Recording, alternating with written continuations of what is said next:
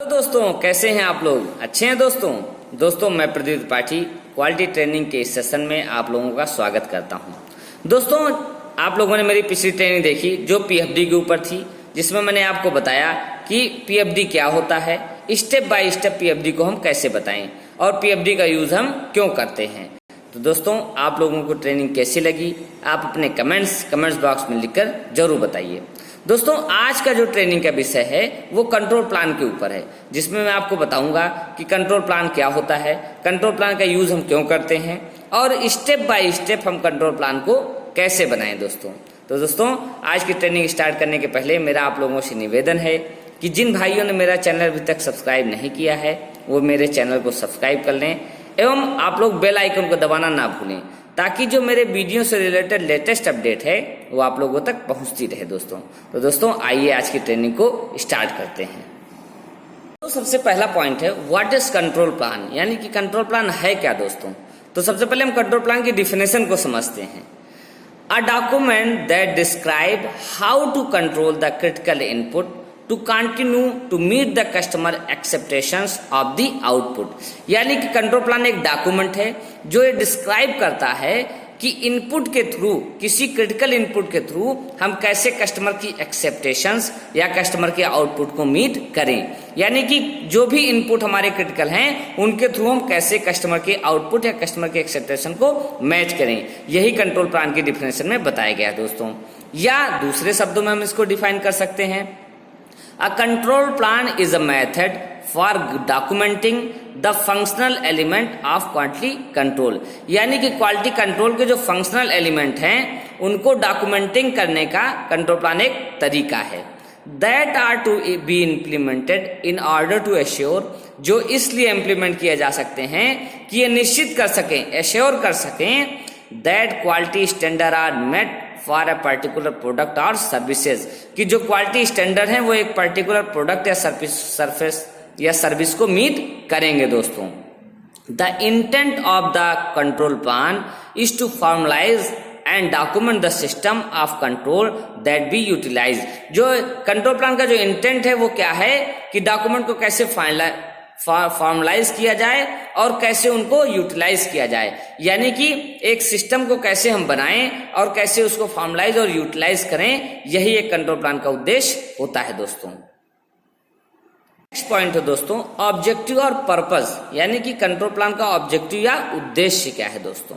तो इसमें पहला पॉइंट है primary reference source for minimizing process and product variation, यानी कि इसका जो प्राइमरी उद्देश्य क्या है कि प्रोसेस और प्रोडक्ट के वेरिएशन को कैसे कम किया जाए, कैसे मिनिमाइज किया जाए। दूसरा है description of how team should react to out of control situation, या ये बताती है कि जो आउट ऑफ कंट्रोल सिचुएशन है उन पे एक टीम आपकी कैसे काम करती है, कैसे उसको डिस्क्राइब करती है। दोस्तों ये इसका ऑब्जेक्टिव और पर्पस है दोस्तों बनाने का। नेक्स्ट पॉइंट है when to use control plan, हम कंट्रोल प्लान को कब यूज करें, कब बनाएं हम। Implementing of a new process means जब आप एक नए प्रोसेस को इम्प्लीमेंट कर रहे हो तब आप एक कंट्रोल प्लान को बनाएंगे या कंट्रोल प्लान का यूज करेंगे। दोस्तों नेक्स्ट है फॉलोइंग अ प्रोसेस चेंज, या कोई प्रोसेस चेंज हो रहा है आपका तब भी आप को क्या यूज करना है, कंट्रोल प्लान का यूज करना है। दोस्तों तो इन दोनों सिचुएशन आप कंट्रोल प्लान का यूज कर सकते हैं। दोस्तों आइए दोस्तों समझते हैं कि why control plan important, control plan क्यों इंपॉर्टेंट है। The development of control plan not only helps supplier diagnose there quality challenges, यानी कि कंट्रोल प्लान का डेवलपमेंट इसलिए नहीं किया जा सकता केवल कि जो सप्लायर की जो क्वालिटी प्रॉब्लम है या क्वालिटी चैलेंजेस हैं उनको खत्म किया जा सके, बल्कि किस लिए किया जाता है, but also help them eliminate production waste and maintain consistency, बल्कि इसलिए भी किया जाता है कि जो प्रोडक्शन का वेस्टेज या मेंटेनेंस की जो कंसिस्टेंसी है उसको भी एलिमिनेट किया जा सके। दोस्तों इन एडिशन, इसके अतिरिक्त supplier use control plan to establish method of processing या process control during production and stop issue from snowball into something more detrimental. बल्कि इसलिए किया जाता है कि जो प्रोडक्शन प्रोसेस के दौरान जो इश्यूज आते हैं, जो प्रॉब्लम्स आती हैं, उनको भी खत्म किया जा सके। उनके लिए एक प्रोसेस कंट्रोल का एक मेथड बनाया जाए ताकि जो भी प्रॉब्लम्स आती हैं उनको एलिमिनेट किया जा सके। Implementing control plan help supplier overcome critical challenges. जो कंट्रोल प्लान का जो इम्प्लीमेंट करने का जो मेथड है, जो इम्प्लीमेंट करने का जो उद्देश्य है वो है ये है कि जो क्रिटिकल चैलेंजेस सप्लायर के उनको इम्प्लीमेंट किया जा सके, उनको सुधारा जा सके। And focus on point that are most important to their customer such as product quality, process efficiency and expense reduction. और उन पॉइंटों पर फोकस किया जा सके जो कस्टमर के लिए अधिक इंपॉर्टेंट हैं, जैसे प्रोडक्ट की क्वालिटी है, प्रोडक्ट की इफिशियंसी है एंड एक्सपेंस रिडक्शन है, एक्सपेंस को कम किया जा सके। मींस कंट्रोल प्लान का उद्देश्य जो है, कंट्रोल प्लान को इसलिए बनाया जाता है कि जो आपकी प्रोसेस रिलेटेड प्रॉब्लम है, जो आपकी कस्टमर की एक्सेप्टेशंस हैं, जो क्वालिटी चैलेंजेस हैं, उनको कम से कम करके एक सिस्टमेटिक वे में पार्ट को बनाया जा सके। एक सिस्टमेटिक वे में कस्टमर के जो आउटकम्स हैं, जो कस्टमर की रिक्वायरमेंट्स हैं, उनको पूरा किया जा सके। दोस्तों इस स्लाइड में मैंने आपको दोस्तों इनपुट ऑफ कंट्रोल प्लान दिखाया है कि जो कंट्रोल प्लान के जो इनपुट हैं वो कहाँ से आते हैं। जैसे आप देख सकते हो टूल इंस्ट्रक्शन के माध्यम से process flow chart, process step कहाँ गया, पीएफएमई में गया। या रिवाइज प्रोसेस स्टेप मैंने आपको रो बाय रो दिखाया है, पीएफएमई है। और फिर जो पीएफएमई से जो रिस्क प्रायोरिटीज हैं वो कहाँ आ रही हैं, कंट्रोल प्लान में आ रही हैं। और पीएफडी से क्या आ रहा है, आपका प्रोसेस स्टेप आ रहा है। तो आप इस तरीके समझ सकते हो कि पीएफडी, पीएफएमई और कंट्रोल प्लान एक दूसरे में कैसे लिंकअप है। यानी कि जो पीएफडी का जो प्रोसेस स्टेप है वही सेम आपका स्टेप पीएफएमई का होगा, वही सेम प्रोसेस स्टेप आप कंट्रोल प्लान में फॉलो करोगे। दोस्तों तो इस टूल इंस्ट्रक्शन स्लाइड के माध्यम से आप ये समझ सकते हो कि कैसे एक दूसरे से लिंक है। दोस्तों type of control plan, control plan कितने प्रकार का होता है दोस्तों? तो there are 3 type of control plan. Control plan कितने प्रकार के होते हैं? 3 प्रकार के होते हैं।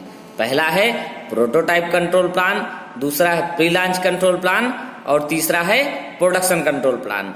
तो दोस्तों आइए नेक्स्ट स्लाइड में इनको डिटेल से समझते हैं। दोस्तों इस स्लाइड में क्या है, डिटेल ऑफ कंट्रोल प्लान, यानी कि कंट्रोल प्लान जो आपने तीनों पिछली स्लाइड में देखे थे उनको मैं डिटेल से स्लाइड में आपको बताऊंगा। दोस्तों पहला है प्रोटोटाइप।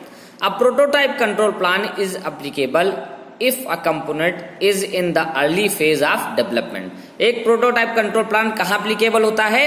जब कोई आपका कंपोनेंट डेवलपमेंट फेज में होता है, यानी कि इनिशियल स्टेज में होता है। This is inclusive of description of dimension, measurements, material and performance test happening during a prototype development। इसमें क्या क्या होता है आपका? डायमेंशन मेजरमेंट होता है, मटेरियल होता है, उसकी परफॉर्मेंस, जो भी प्रोटोटाइप डेवलपमेंट के दौरान जो भी टेस्ट रिक्वायरमेंट्स होती हैं वो सारी इसमें आपकी कंसीडर की जाती है। दूसरा पॉइंट है दोस्तों इसी में pre launch control plan. A pre-launch control plan is applicable when the prototype phase is complete for a component। यानी कि जब आपका प्रोटोटाइप फेज जब आपका कंप्लीट हो चुका हो तब एक प्री लॉन्च कंट्रोल प्लान का निर्माण किया जाता है, या कंट्रोल प्लान एक एप्लीकेबल होता है। दोस्तों but full production has yet to be approved, लेकिन अभी फुल प्रोडक्शन आपका बचा हुआ हो, यानी कि अप्रूवल ना हुआ हो। मींस कि जब आपका प्रोटोटाइप डेवलपमेंट खत्म हो चुका हो और प्रोडक्शन ना स्टार्ट हुआ हो, एसओपी, तो उसके बीच का जो होता है वो प्री लॉन्च कंट्रोल प्लान होता है। दोस्तों this is inclusive of dimension measurement, material and performance test conduct after the prototype phase is complete. इसमें क्या क्या होता है? इसमें डायमेंशन होती हैं, मेजरमेंट्स होता है, मटेरियल का परफॉर्मेंस होता है। और जो प्रोटोटाइप के दौरान प्रोटोटाइप फेज जब खत्म हुआ हो तो उसके बाद जो रिक्वायरमेंट होती है आपकी डेवलपमेंट से रिलेटेड, यानी कि परफॉर्मेंस टेस्ट से रिलेटेड, वो सारी इसमें कंसीडर की जाती है। दोस्तों तीसरा है production. A production control plan is applicable when a component is in full production.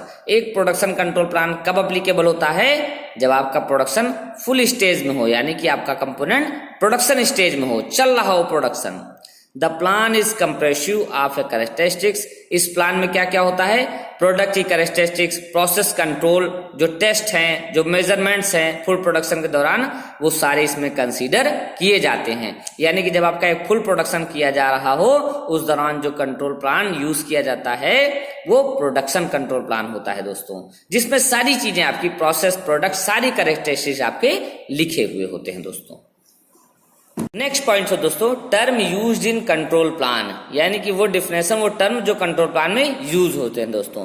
तो यहाँ जितने मैं आपको टर्म बता रहा हूँ, ये सारे जब मैं कंट्रोल प्लान को बताऊंगा कि कैसे बनाना है, वहां ये सारे टर्म आपके यूज होंगे। तो यहाँ मैं आपको ब्रीफली बता देता हूँ एक स्टेप बाय स्टेप दोस्तों। तो पहला है journal part and supplier information, यानी कि जर्नल पार्ट और सप्लायर इन्फॉर्मेशन। इसमें क्या होता है? इसमें आपका पार्ट नंबर आएगा, सप्लायर का नाम आएगा, उसका कॉन्टैक्ट इन्फॉर्मेशन आएगा, अप्रूवल एंड रिवीजन डेट्स आएंगी इसमें। दूसरा है process step and support equipment. इसमें क्या दोस्तों? Part oblique process number. इसमें क्या आएगा? आपका पार्ट या प्रोसेस का नंबर आएगा। This match up to step in PFMEA and process flow diagram. ये किससे मैच होना चाहिए? जो आपने पीएफएमईए और जो प्रोसेस फ्लो डायग्राम में लिखा है उससे मैच होना चाहिए। नेक्स्ट है process name and description. Process name और उसका description. Thoroughly describe what each process step accomplish. इसमें लिखना है कि प्रत्येक प्रोसेस में क्या क्या हो रहा है। Device reference number. इसमें क्या है? आपको एक रेफरेंस नंबर लिखना है। लिस्ट एनी स्पेशल टूल और machine use to carry out the process step. इसमें जो आपके स्पेशल टूल या मशीन जो यूज हो रही हैं, उनकी लिस्ट आपको इसमें लिखनी है दोस्तों। तीसरा पॉइंट है प्रोडक्ट एंड प्रोसेस कैरेक्टरिस्टिक्स। इसमें क्या लिखना है आपको दोस्तों?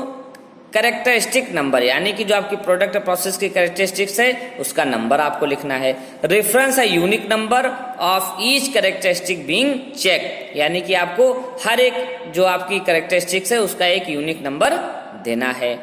नेक्स्ट है कैरेक्टरिस्टिक्स ऑफ प्रोडक्ट और प्रोसेस वन और अदर, यानी कि आपको क्या करना है? प्रोडक्ट और प्रोसेस की कैरेक्टरिस्टिक्स आपको लिखनी है। जैसे प्रोडक्ट कैरेक्टरिस्टिक्स में आपको क्या लिखना है? If the characteristics being checked is on the product, यानी कि जब आपकी कोई कैरेक्टरिस्टिक जो प्रोडक्ट की चेक हो रही है, then the product box will be filled with the description, यानी कि जब एक किसी प्रोडक्ट की कैरेक्टरिस्टिक चेक हो रही है तो प्रोडक्ट कैरेक्टरिस्टिक्स वाला आप कॉलम भरोगे। और दूसरा है process characteristics. If the characteristic being is of a process, जब किसी एक प्रोसेस की कैरेक्टरिस्टिक चेक होगी तो आपको प्रोसेस कैरेक्टरिस्टिक्स वाले में लिखना है। ये आगे सारी डिटेल में आप इसकी बताऊंगा, जहां जहां इसका फॉर्मेट का यूज जैसे जैसे आएगा मैं आपको सारी डिटेलिंग इसकी बताता चलूंगा। नेक्स्ट है क्रिटिकल टू क्वालिटी, यानी कि CTQ, यानी कि box is marked with Y for S and N for no. यहाँ क्या है कि इसमें बॉक्स में आपको यस या नो में लिखना है, या अगर आप क्रिटिकल कैरेक्टरिस्टिक का कोई सिंबल बनाए हो तो आप इसका यूज कर सकते हो दोस्तों। आगे मैं इसको डिटेल में आपको बताऊंगा दोस्तों। नेक्स्ट चौथा पॉइंट है मेथड ऑफ कंट्रोल, यानी कि आप कंट्रोल कैसे करोगे। स्पेसिफिकेशन एंड टॉलरेंस, क्या क्या कंट्रोल करनी है आपको? Specification and tolerance. Notes any unique specification and tolerance for each product or process characteristic being checked। अब आपको जो जो इस प्रोडक्ट या प्रोसेस में कैरेक्टरिस्टिक चेक होनी है, स्पेसिफिकेशन चेक करना है, वो सारा आप इसमें लिखोगे। Evaluation method, describe measurement technique use to evaluate each characteristic being check. अब आपको यह क्या करना है? एक मेथड लिखना है जिसमें आपको सारी कैरेक्टरिस्टिक को चेक करना है दोस्तों। सैंपल, सैंपल में क्या है? Sample size, the number of part और process sample taken to check from production, यानी कि आपको कितने पार्ट उठा के चेक करने हैं वो आप सैंपल साइज में लिखोगे दोस्तों। नेक्स्ट है सैंपल फ्रीक्वेंसी। अब कब कब आपको चेक करोगे? The interval at which sample being check, यानी कि आप कितने टाइम के बाद एक सैंपल को चेक करोगे वो आप इसमें लिखोगे दोस्तों। कंट्रोल मेथड, कैसे कंट्रोल करोगे? Specify how control is maintain for each characteristics, यानी कि हर कैरेक्टरिस्टिक के लिए आप क्या कंट्रोल मेथड लगाओगे वो आप इसमें लिखोगे दोस्तों। Reaction plan, describe the reaction of the process, monitor if any unexpected condition occur, यानी कि कोई अनएक्सेप्टेड कंडीशन होती है तो उस दौरान आप कैसे प्रोसेस को मॉनिटर करोगे वो चीजें इसमें लिखनी है दोस्तों। तो दोस्तों जो मैंने आपको पिछले चारों पॉइंट बताए इनका आगे सबका यूज है। जब आप कंट्रोल प्लान बनाओगे तो ये सारे टर्म्स वहां यूज किए जाएंगे, तो दोस्तों इनका यूज आगे हम समझेंगे। नेक्स्ट पॉइंट है दोस्तों how to make a control plan, एक कंट्रोल प्लान को हम कैसे बनाएं। तो इसमें सबसे पहला स्टेप क्या है, take the control plan format of your organization, यानी कि आपको एक कंट्रोल प्लान का फॉर्मेट जो आपकी ऑर्गेनाइजेशन का है उसको आपको लेना है। जैसा मैंने आपको एक एग्जांपल कंट्रोल प्लान का फॉर्मेट का यहाँ दिखाया है दोस्तों, जिसमें क्या लिखा होता है, पार्ट नेम है, पार्ट नंबर है, मॉडल है, सप्लायर नेम है, फिर डेवलपमेंट में क्या है, इनिशियल प्रोडक्शन, डेवलपमेंट टाइम का कंट्रोल प्लान है, यानी कि प्रोटोटाइप है कि इनिशियल सप्लाई यानी कि प्री लॉन्च है या प्रोडक्शन टाइप का है। फिर आगे कस्टमर लिखा हुआ है, कोर टीम लिखी है, सीपी है यानी कि कंट्रोल प्लान का नंबर क्या है, रिवीजन नंबर क्या है और इशू डेट क्या है। और नीचे सारे स्टेप बाय स्टेप मैंने आपको दिखाए हैं कि पहले पार्ट या प्रोसेस का नंबर, फिर प्रोसेस या ऑपरेशन का डिस्क्रिप्शन, फिर मशीन जो जिग फिक्चर आप यूज कर रहे हो, फिर कैरेक्टरिस्टिक्स, प्रोसेस की कैरेक्टरिस्टिक्स और प्रोडक्ट की कैरेक्टरिस्टिक्स। जैसा मैंने आपको पिछली स्लाइड में बताया चारों पॉइंट, वो आ गया ना पॉइंट यहाँ कि प्रोसेस और प्रोडक्ट की कैरेक्टरिस्टिक्स, कोई स्पेशल कैरेक्टरिस्टिक्स है वो लिखोगे, प्रोडक्ट और प्रोसेस का जो स्पेसिफिकेशन है वो लिखोगे, एवोल्यूशन टेक्निक लिखोगे, फिर सैंपल साइज और फ्रीक्वेंसी, फिर रिकॉर्डिंग यस या नो, और फिर इंचार्ज पर्सन, फिर कंट्रोल मेथड, फिर रिएक्शन प्लान। तो ये सारे एक कंट्रोल प्लान के फॉर्मेट में आपके सम्मिलित होते हैं दोस्तों। तो ऐसा कंट्रोल प्लान आपको लेना है अपनी ऑर्गेनाइजेशन का। यदि अपडेटेड नहीं तो आप अपडेट ले लो, तो जिसमें सारे पॉइंट आपके कवर हो रहे हो दोस्तों। नेक्स्ट स्टेप है दोस्तों 2 number, write the part name and number, model name, customer name, core team, CP number, revision number and issue date. जैसा आप फॉर्मेट दे सकते हो, पार्ट नेम में हमने लिख दिया XXX, यानी कि जो आप पार्ट का कंट्रोल प्लान बना रहे हो उसका पार्ट का आपको यहाँ नाम लिखना है, फिर नीचे उसका नंबर लिखना है। जिस मॉडल का कंट्रोल प्लान बना रहे हो उस मॉडल के यहाँ लिखना है। सप्लायर नेम, आपको यहाँ सप्लायर का नाम लिखना है। जैसे आप बना रहे हो अपनी कंपनी के लिए तो आपको अपनी कंपनी का नाम लिखना है। फिर डेवलपमेंट, इनिशियल सप्लाई या प्रोडक्शन, यानी कि प्रोटोटाइप बना रहे हो या प्री लॉन्च बना रहे हो या प्रोडक्शन का बना रहे हो, तो मैंने यहाँ प्री लॉन्च या इनिशियल सप्लाई पे हमने टिक किया है दोस्तों। फिर आगे है कस्टमर, अब जिस कस्टमर के लिए आप बना रहे हो वहां उसको आपका नाम लिखना है। फिर कोर टीम, जो CFT की आपकी टीम है सारे मेंबर का नाम यहाँ पे आएगा दोस्तों।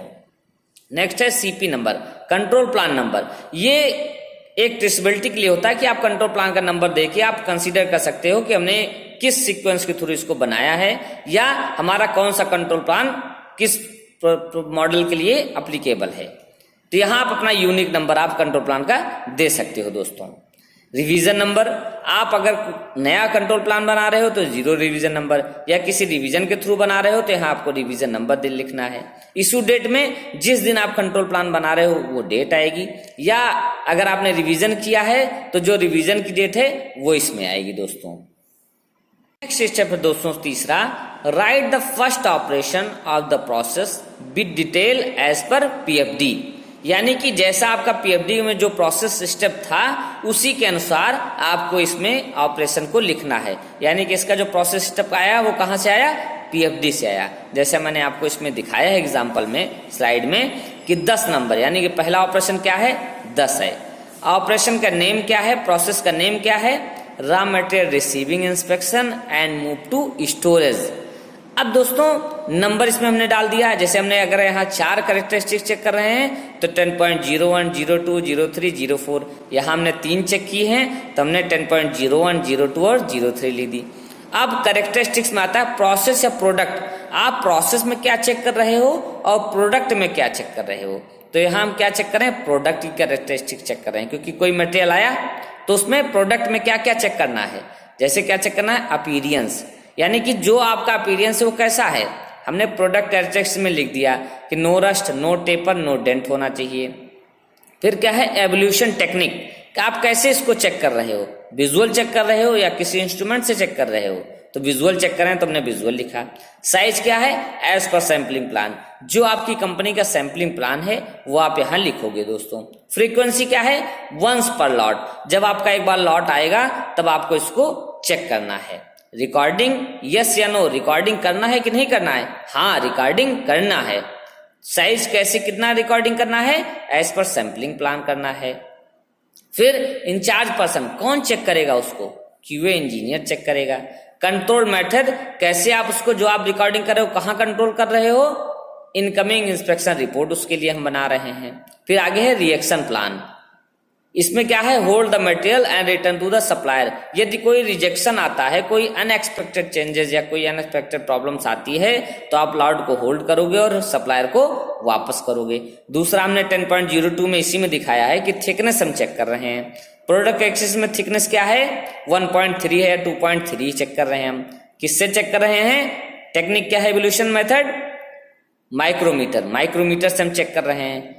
सैम्पलिंग प्लान के हिसाब से चेक कर रहे हैं, एक बार लॉट में चेक कर रहे हैं। रिकॉर्डिंग यस, रिकॉर्डिंग कर रहे हैं हम। फिर सैम्पलिंग प्लान के हिसाब से कर रहे हैं, क्यूए इंजीनियर कर रहा है और कहाँ बना रहे हैं, इनकमिंग इंस्पेक्शन। सेम ऐसे ग्रेड, तो हमने आपको बताया कि आप जो भी एक प्रोसेस या एक ऑपरेशन की जो भी रिक्वायरमेंट है प्रोडक्ट और प्रोसेस की, वो सारी आप लिखेंगे दोस्तों।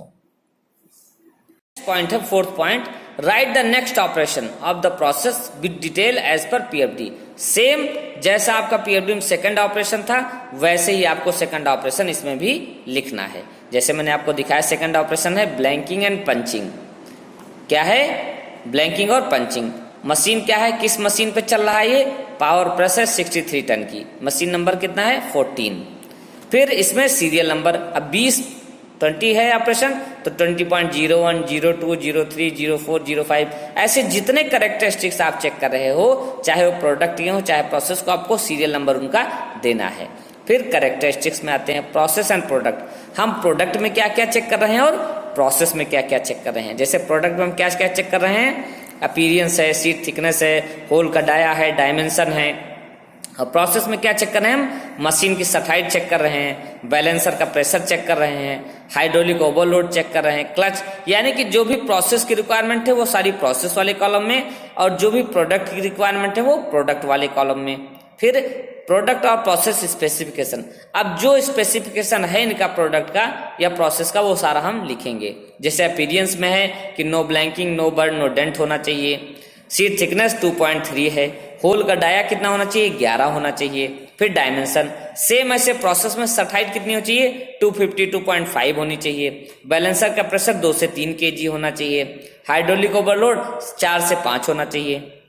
अब इनकी एवोल्यूशन टेक्निक, इनको कैसे मेजर करोगे आप, तो अपीयरेंस से तो विजुअल करोगे, सीट थिकनेस से माइक्रोमीटर से, होल का डाया वर्नियर से। सेम एज प्रोसेस में आ जाओ, जो सठाइट थी वो सठाइट मीटर से हमने चेक किया, जो बैलेंसर का प्रेशर था वो प्रेशर गेज से सारा चेक किया। सेम क्या है सैंपल, अब कितने कितने साइज आप चेक कर रहे हो, तो अपीयरेंस हमने 5 पीस को उठाया और चेक किया। फिर माइक्रो सीट थिकनेस हमने 5 पीस उठाया। ऐसे सेम सठाइट हमने एक बार चेक किया, यानी कि 1 टाइम। फ्रीक्वेंसी क्या है, सेटअप अप्रूवल पे हम प्रोडक्ट की कैरेक्टरिस्टिक चेक कर रहे हैं और एवरी 2 आवर पे चेक कर रहे हैं। और जो प्रोसेस की कैरेक्टरिस्टिक्स है वो सिर्फ हम सेटअप अप्रूवल पे चेक कर रहे हैं। रिकॉर्डिंग यस, इनकी रिकॉर्डिंग होगी। रिकॉर्डिंग का सैंपल क्या है, 2-2 है, और प्रोसेस के लिए 1-1 है। इंचार्ज पर्सन कौन है, क्यूए इंजीनियर है। कंट्रोल मेथड क्या है, पेट्रोलिंग इंस्पेक्शन रिपोर्ट में इनको हम कंट्रोल करेंगे दोस्तों।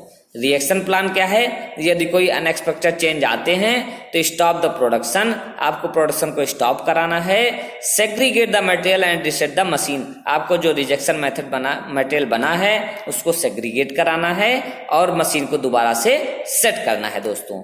तो मैंने आपको पूरी डिटेलिंग इसमें बता दी कि आप कैसे कैसे प्रोसेस बाय प्रोसेस आप काम करोगे दोस्तों।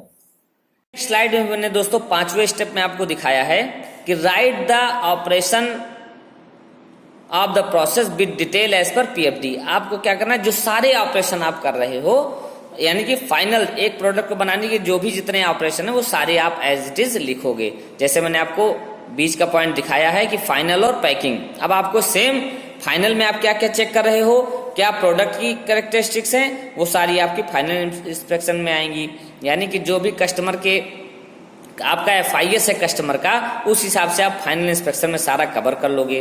फिर लास्ट पॉइंट है पैकिंग एंड डिस्पैच, तो जो आपका पैकिंग स्टैंडर्ड है वो आप इसमें मैच कर लोगे दोस्तों। जैसे मैंने फाइनल इंस्पेक्शन में दिखाया, सारी डायमेंशन हमने लिख दी, हमने क्रिटिकल कैरेक्टरिस्टिक्स को C से शो किया है, यानी कि जो क्रिटिकल पैरामीटर हैं वो हमने C से दिखाए हैं। फिर जो प्रोडक्ट के कैरेक्टरिस्टिक्स हैं वो प्रोडक्ट के लिखे हुए हैं, किस इंस्ट्रूमेंट से आप चेक कर रहे हो वो सारा डिटेल यहाँ आपका लिखा जाएगा।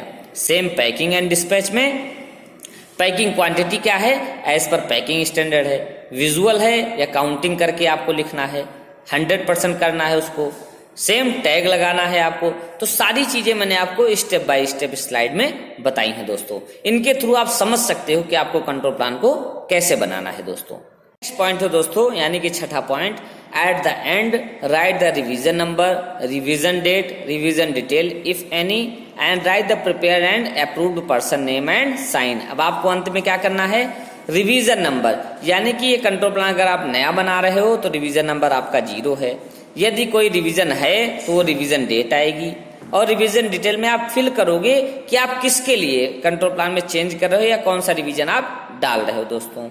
नेक्स्ट पॉइंट है प्रिपेयर्ड एंड अप्रूव्ड बाई। अब जिस CFT के टीम के बंदे या कोई जो पर्टिकुलर बंदा जिसने कंट्रोल प्लान को बनाया है, उस पर्टिकुलर बंदे का नाम आएगा और उसके साइन आएंगे, और जो अप्रूवल अथॉरिटी है उस अप्रूवल अथॉरिटी का नाम और साइन आएगा दोस्तों।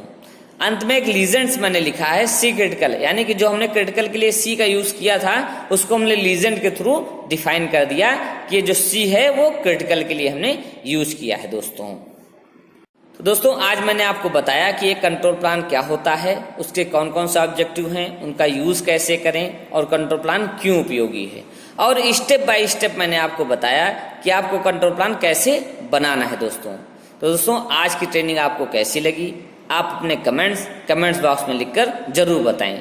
दोस्तों जिन भाइयों ने मेरा चैनल अभी तक सब्सक्राइब नहीं किया है, मेरा उनसे पुनः निवेदन है कि आप मेरे चैनल को सब्सक्राइब कर लें एवं बेल आइकन को दबाना न भूलें, ताकि जो मेरे वीडियो से रिलेटेड लेटेस्ट अपडेट है वो आप लोगों तक पहुंचती रहे। तो दोस्तों आज की ट्रेनिंग आपको कैसी लगी, आप अपने कमेंट्स बॉक्स में लिखकर जरूर बताएं। थैंक यू दोस्तों।